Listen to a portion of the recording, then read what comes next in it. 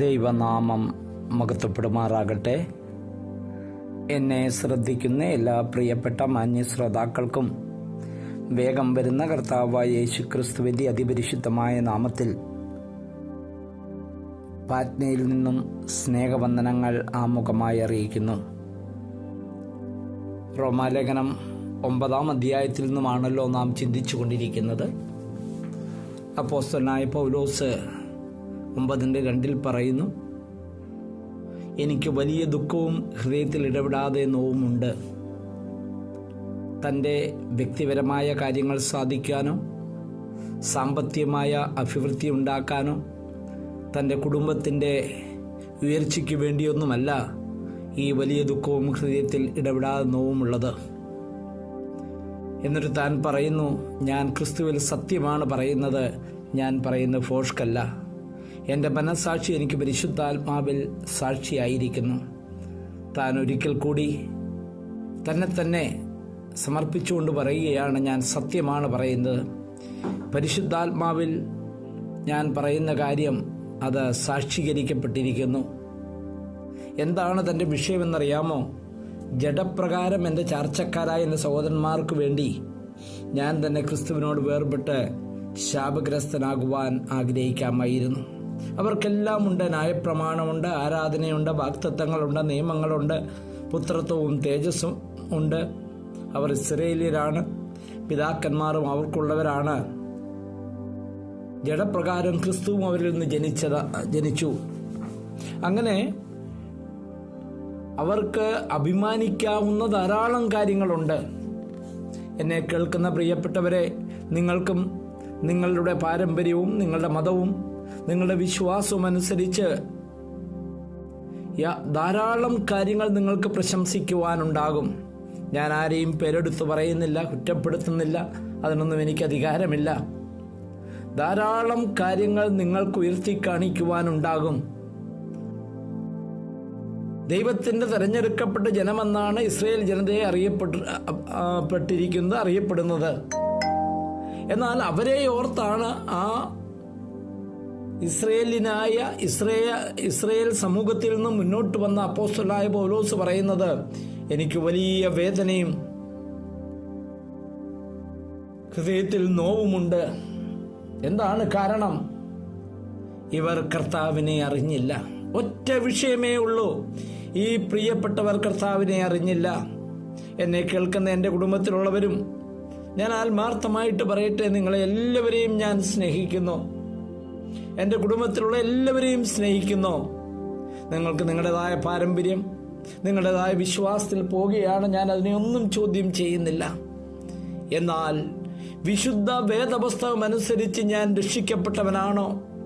എനിക്ക് പാപക്ഷമ ലഭിച്ചോ? ഇന്ന് മരിച്ചാൽ ഞാൻ എവിടെയായിരിക്കും? ഈ ചോദ്യങ്ങൾക്ക് തീരുമാനമുണ്ടാകണം. ശരീരം മണ്ണോട് മണ്ണായി തീരുമെന്നാൽ ആത്മാവ് മരിക്കുന്നില്ല. പ്രിയപ്പെട്ടവരെ, എൻ്റെ ഹൃദയത്തിലുള്ള വേദന അത് മാത്രമാണ്. നിങ്ങൾക്ക് സാമ്പത്തികമായിട്ട് എത്ര ഉയർച്ചയുണ്ട്, മക്കളുടെയൊക്കെ ഉയർച്ച എത്രത്തോളം സംഭവിച്ചിട്ടുണ്ട്, അതൊക്കെ നല്ലതാണ്, അതിനു വേണ്ടി പ്രാർത്ഥിക്കുന്നു. എന്നാൽ മനുഷ്യ ജീവിതത്തിൽ ഏറ്റവും പ്രാധാന്യമായിട്ടുള്ളത് ഇന്ന് മരിച്ചാൽ എവിടെയായിരിക്കുമെന്നുള്ളതാണ്. നിങ്ങൾ ഭൂരിഭാഗം പേരും അറിഞ്ഞു കാണും, എൻ്റെ മകൻ്റെ വിവാഹമാണ് ദൈവം അനുവദിച്ചാൽ മെയ് 24-ാം തീയതി. എനിക്കൊറ്റ ഒരു മോനും ഒരു മോളുമാണുള്ളത്. ഏത് മാതാപിതാക്കൾക്കും വളരെ സന്തോഷിക്കാവുന്ന, ആനന്ദിക്കാവുന്ന ഒരു കാര്യമാണ് മകൻ്റെ വിവാഹം. അതുമാത്രമല്ല, ഞാൻ ആഗ്രഹിച്ച ഒരു വിഷയം, അവൻ കർത്താവിനെ രക്ഷിതാവും കർത്താവുമായി സ്വീകരിച്ച് കർത്താവിൻ്റെ കൽപ്പനയായ ജലത്തിൽ സാക്ഷീകരിച്ച്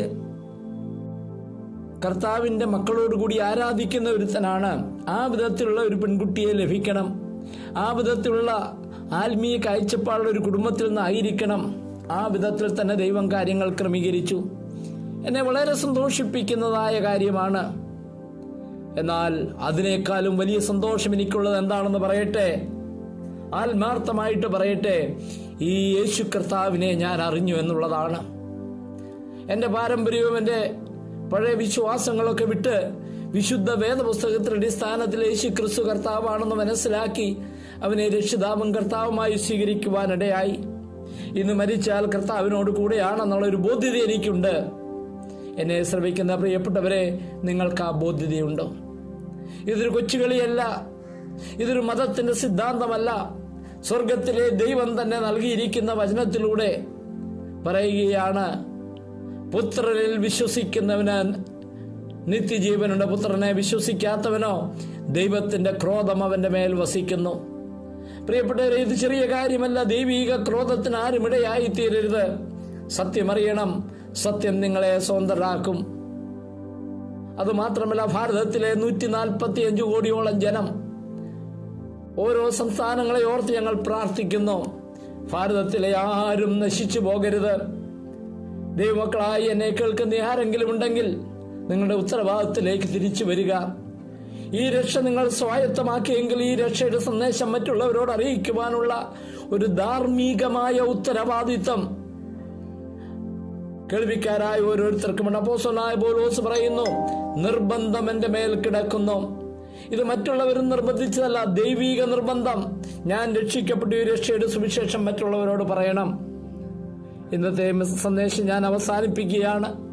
ദൈവം അനുവദിച്ചാൽ നാളെയും നമുക്ക് ചിന്തിക്കാമെന്ന് ആഗ്രഹിക്കുന്നു.